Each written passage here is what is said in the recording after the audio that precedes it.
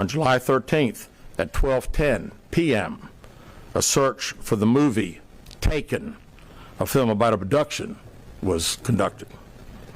There were 2 searches related to Amber Alerts on a computer at Carlee's place of employment, including one regarding the maximum age of an Amber Alert. There were other searches on Carlee's phone that appeared to shed some.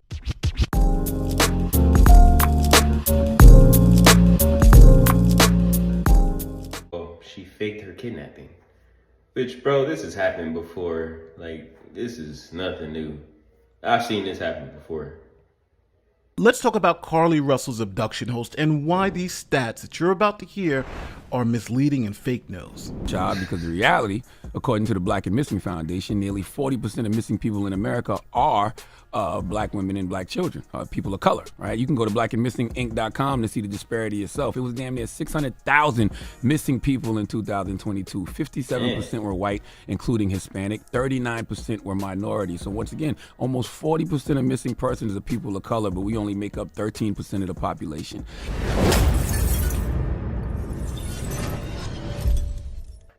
Carlee Russell called 911 at about 9:34 p.m. Now, she had reported seeing a child on the side of the road. Here is that 911 call. 911, where's your emergency? Hi, I am on Interstate 459, and there is a kid just walking by themselves. Oh, hold on. Where on 459 are you? I'm right next to the exit 10 by the Hoover Met, like to get off by the Hoover Met. Okay, so you're before that exit? Yes. Okay, and were you headed southbound or northbound? Like toward Tuscaloosa or toward 280? Towards Tuscaloosa. Okay, and was the child on the left or right side? On the right side. Were they walking northbound or southbound? They're walking towards Tuscaloosa. Walking southbound? Or how old did they look? Like a toddler, like maybe like 3 or 4. Did you pull over with them? Are you still with them? Yes. Okay, are you with the child right now? No, I'm not. I didn't get out of the car. I can see them though. Do you mind staying and keeping an eye on them until we get there? Yeah, okay. Sure, yeah. Okay, what kind of car are you in? I'm in a red Mercedes. So was this her? Is that a sedan or SUV? SUV. I mean, it's a sedan. Sorry. Can you put your hazards on for me? Yeah, they're on. Okay. Did you talk to the child at all, or did you say anything to them? No. Okay. No. Do they look like they're injured? No, they don't. Are they white, black, Hispanic, or Asian? They're white. Okay. Is it male or female? I think it's a boy, a little boy. White male? Okay. Is he wearing clothes? Yes. Okay. What is he wearing? It's a white T-shirt, and it doesn't look like he has any pants on. It looks like a diaper. And you don't see any cars anywhere? No cars are anywhere.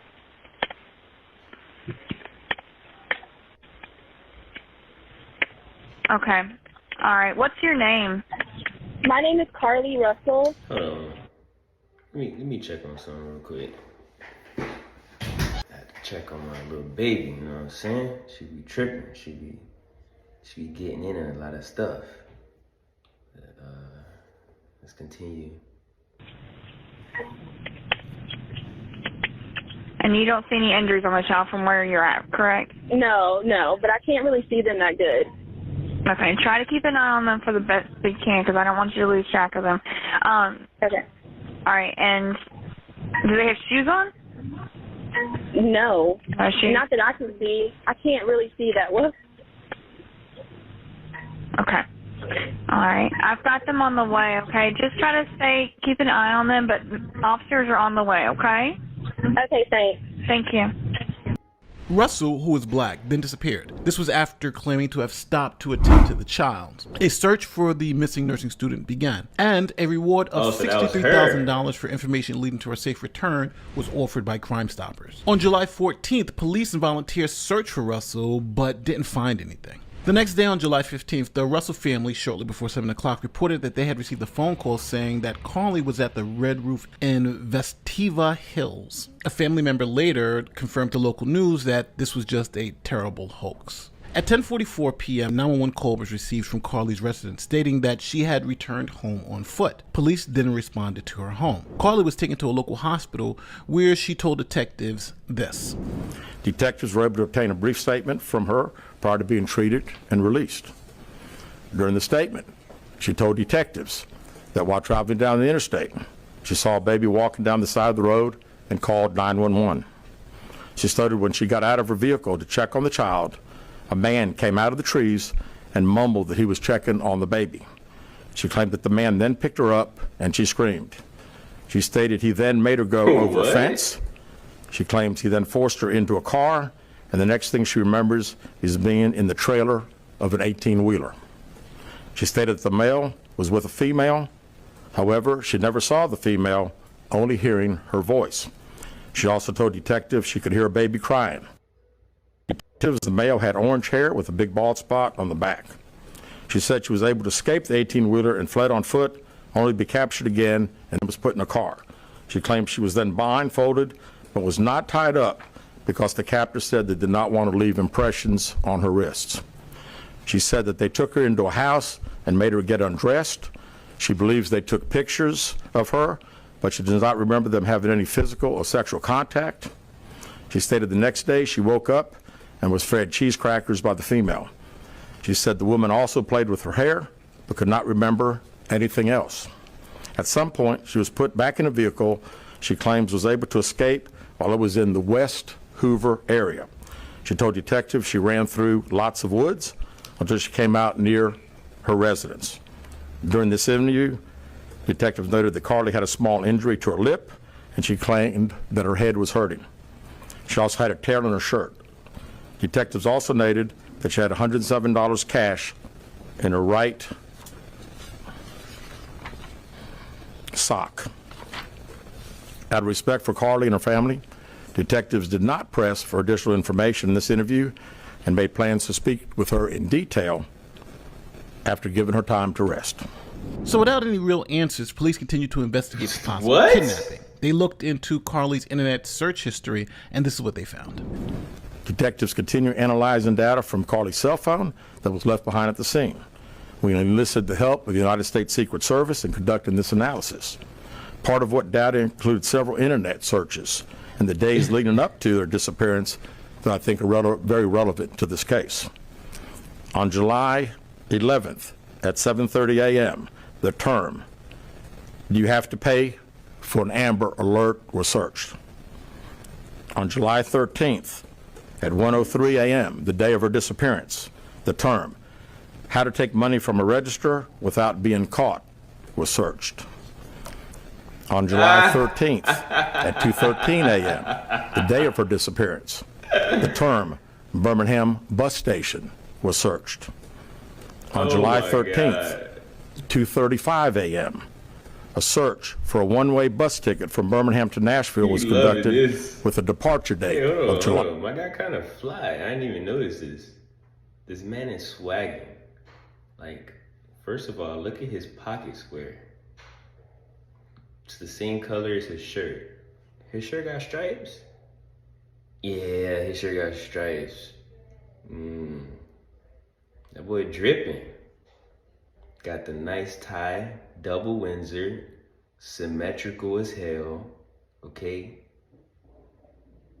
Nice little suit, you know what I'm saying?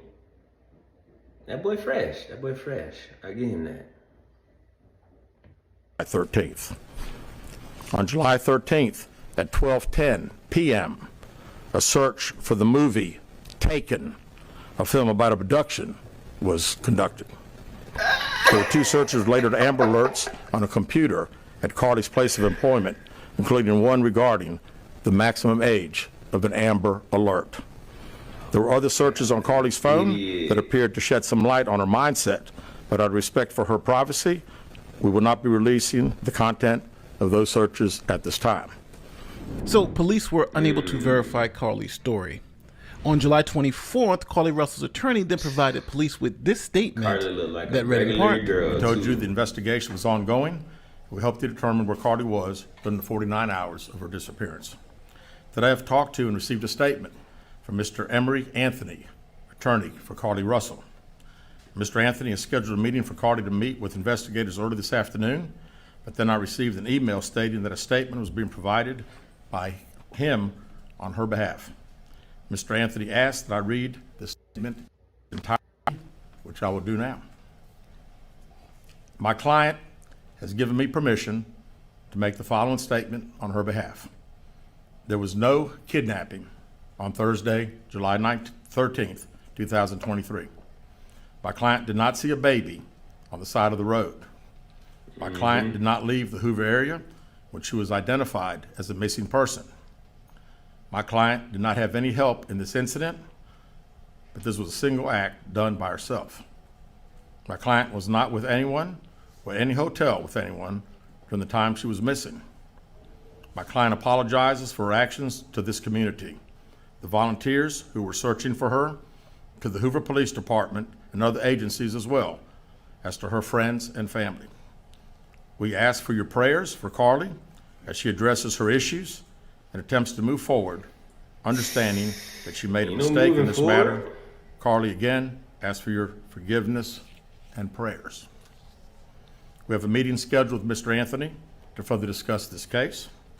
We're currently in discussions with the Jefferson County District Attorney's Office in Bessemer about possible criminal charges related to this case, and we will announce those charges when and if they are filed.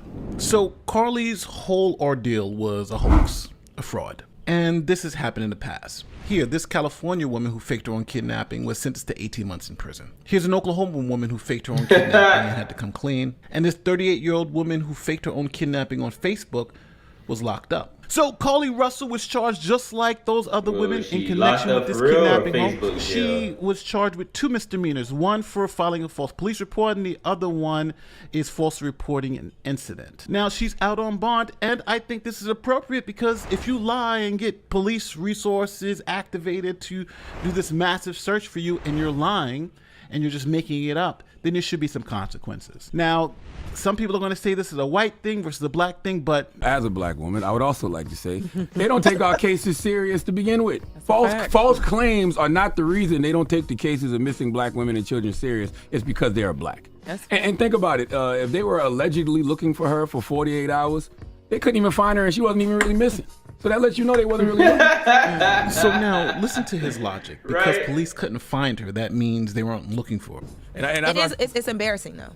I can say that. It's embarrassing. I can see why you feel that way, you know what I'm saying? But I'm not going to get caught up in Carlee Russell as an individual. She lied. You know, this we all know. But like you just said, Lauren, the epidemic of missing black women and children in this country is very real. So this story isn't going to stop me from continuing to amplify those other stories. And I still believe it was some kind of social engineering going on with this, because why out of all the stories about missing black women and children, just our luck, the one that's a lie is the one everybody latched on to and amplified? That was an isolated incident. Okay, I will repost in my story any case of a missing black woman or child, because the reality, according to the Black and Missing Foundation, nearly 40% of missing people in America are black women and black children, people of color, right? You can go to blackandmissinginc.com to see the disparity yourself. It was damn near 600,000 missing people in 2022. 57% were white, including Hispanic. 39% were minority. So once again, almost 40% of missing persons are people of color, but we only make up 13% of the population.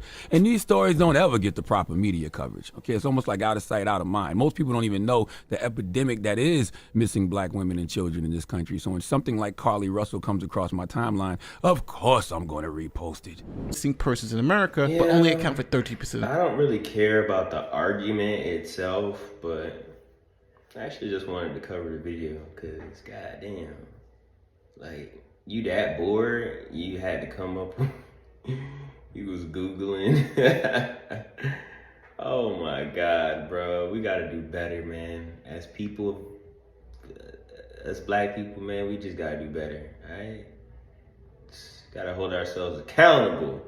Can't be doing this, bro. And we can't even, like, associate ourselves with this kind of behavior either. Like, what makes you want attention that bad?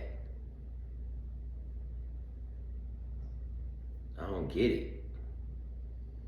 But anyway, gonna call it a night, man. Y'all stay out the way. Peace.